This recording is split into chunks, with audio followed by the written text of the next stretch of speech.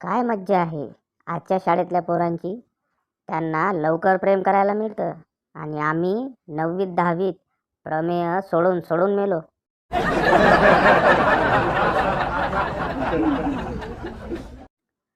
हसणे हे आरोग्यासाठी चांगलं औषध आहे, पण तुम्ही जर विनाकारण हसत असाल तर तुम्हाला खरंच औषधाची गरज आहे.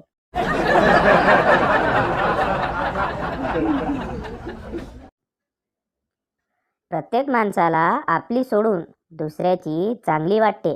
नोकरी भलताच विचार करू नका.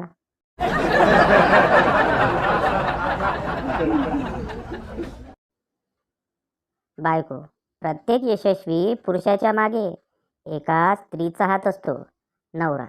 आणि जर समजा दोन स्त्रियांचा हात असेल तर बायको. मग त्या महान पुरुषाची स्टोरी सावधान इंडियामध्ये दाखवतात.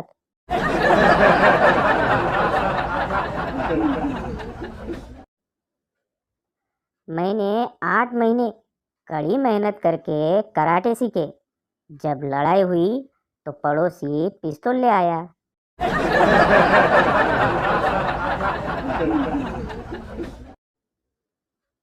मुलगा, बाबा, टीचरनी उद्या शाळेत कुल्फी घेऊन यायला सांगितलंय. बाबा, अरे पण कशी नेणार? शाळेत जाईपर्यंत ती वितळून जाईल. तुझ्या टीचर आपल्या घराजवळच राहतात. मी नेऊन देईल सकाळी टीचरच्या घरी. बाबा, नमस्कार टीचर, ही घ्या, तुमच्यासाठी गारेगार कुल्फी आणली. टीचर, कुल्फी? ती कशाबद्दल? बाबा, तुम्ही शाळेत घेऊन यायला सांगितली असा मुलाने निरोप दिला मला, पण तो लहान आहे आणि कुल्फी वितळली असती म्हणून मी स्वतःच घेऊन आलो. टीचर, तुमचा मुलगा लहान आहे हे मलाही माहिती आहे, पण तो तोतला आहे हे तुम्हालाही माहीत असायला हवं. मी त्याला कुल्फी नाही, स्कूल फी आणायला सांगितली होती.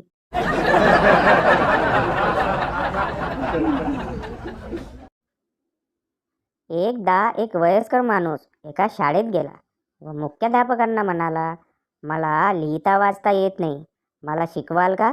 मुख्याध्यापक म्हणाले, हो, आम्ही शिकवू, फक्त हा अर्ज भरून द्या.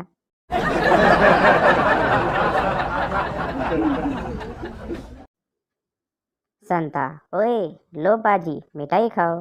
बनता, मिठाई किस खुशी में? संता, अरे मेरा बेटा फर्स्ट क्लास में आया. बनता, अच्छा, किस में? संता, राजधानी एक्सप्रेस में. बनता बेहोश.